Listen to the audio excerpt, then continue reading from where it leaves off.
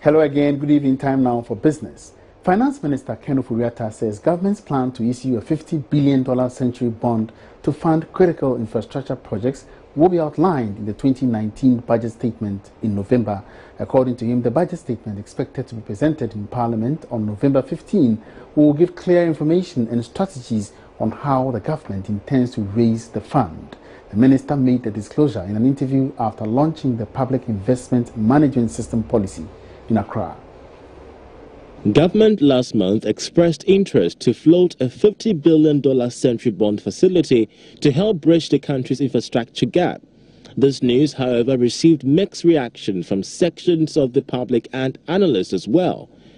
According to Minister of Finance Ken Ofori-Atta, the 2019 budget statement and economic policy of the government will include details on how the bond will be issued.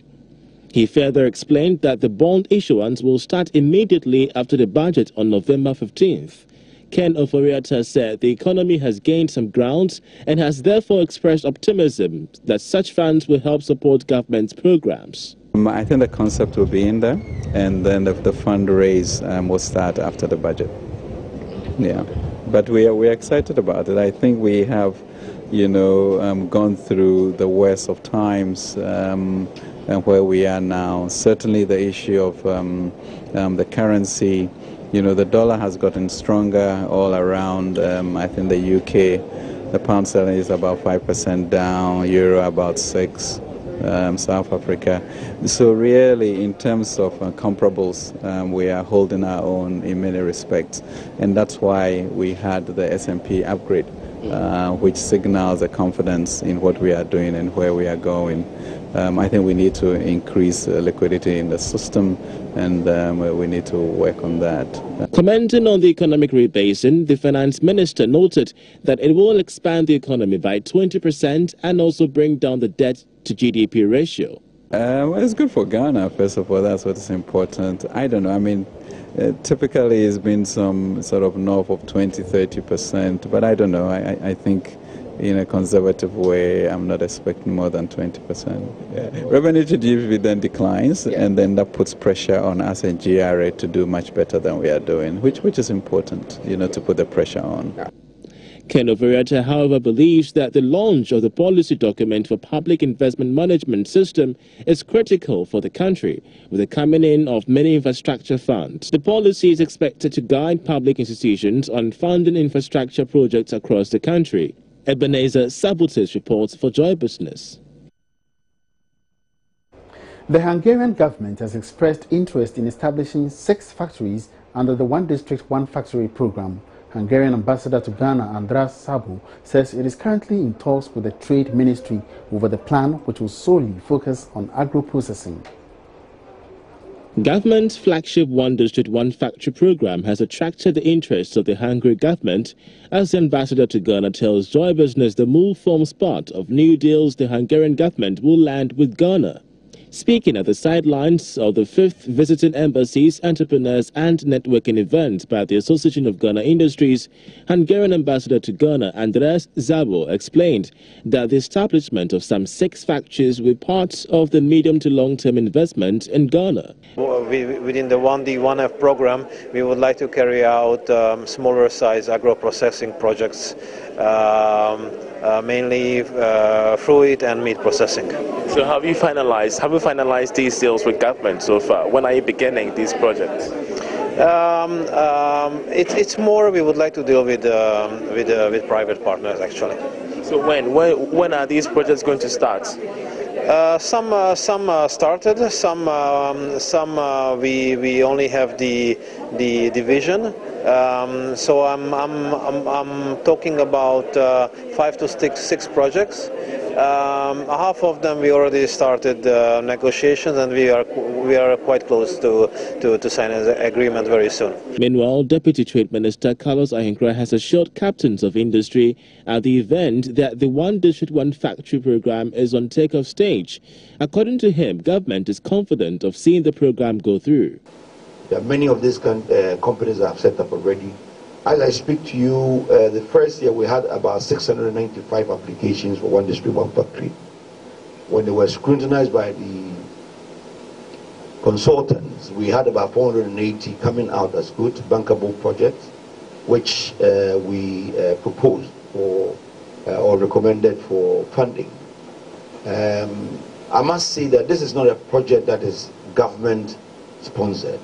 It is private sector led, but government is available to provide everything that you need to make your company gel. The Accra Regional Annual General Meeting and 5th Visiting Embassies, Entrepreneurs and Networking event by the AGI saw players express concerns over the high cost of doing business and also deliberate on the best ways of easing the access to capital for SMEs. So based on the interactions from all stakeholders and all sides of the divide in Ghana's private sector, it's very clear that even though the cost of doing business in Ghana is relatively high, and even though investment levels among the private sector could be marginally low, there's still high hopes, especially from government side and private sector in that regard, to boost doing business in Ghana, of course, improve its livelihood in the country. For Joy Business, I'm Charles Ayete reporting from the headquarters of the Association of Ghana Industries here in Accra. Ministries, departments and government agencies would soon accept mobile money as official means of payment for services. Vice President Dr. Mahamudu Bawumia disclosed this at the Euromoney conference in Accra. According to him, the move is part of government's efforts to move towards a cash-light society.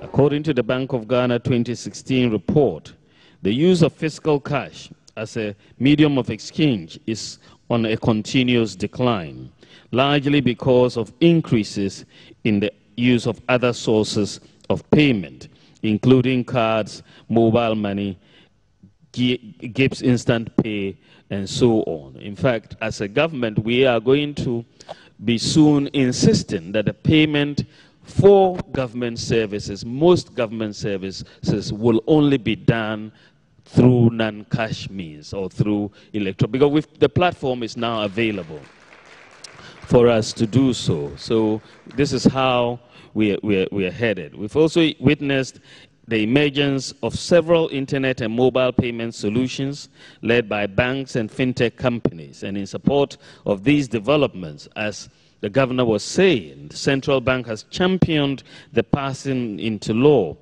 of the Payment System Act 2013, and it is being revised for passage. Now, they were quite inconvenient to carry around, but certainly a dependable companion to boarding schools. If you didn't have a new one, then perhaps you may have to go with an inherited one from a relative. The iconic red and black traditional trunk was certainly a treasure for students in the past. But has the trend changed and impacted prices and demand? Sandra Isinam Apenu made a trip down memory lane to Jamestown, a trunk manufacturing hub, and brings you the rest of the story. This is Jamestown, the hub of the good old metallic box trunk. Following the collapse of two trunk manufacturing companies, Nyame Metals and Links, in the late 70s, affected workers migrated here at Jamestown to start their own business. And since 1976, these men have held onto the business, ensuring the trunk culture lingers. Charles Omanekwe is one of those men, and he tells me experience has made the job easier. We, the workers, we work at how do you call it, Nyame Metals and Links. We are those who have come down to, we started working, doing this trunks here. Depending on the demand, Charles is able to manufacture a trunk within 3 hours. High demand for trunks, especially during the academic season, has pushed lots of youngsters into the manufacturing business. One would have thought, with the evolution of time, demand for trunks would dwindle. The story is rather the opposite. More and more parents would choose trunk on any day to modern-day briefcases.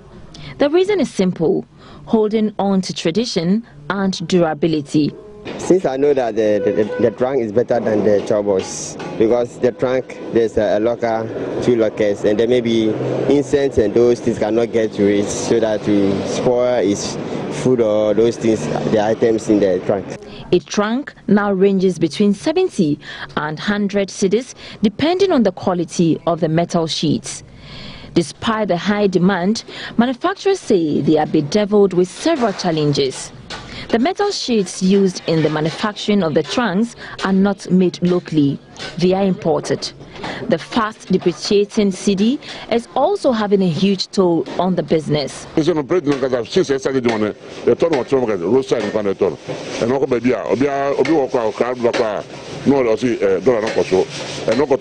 metal sheet is now expensive. The dollar has affected the price because the sheets are imported.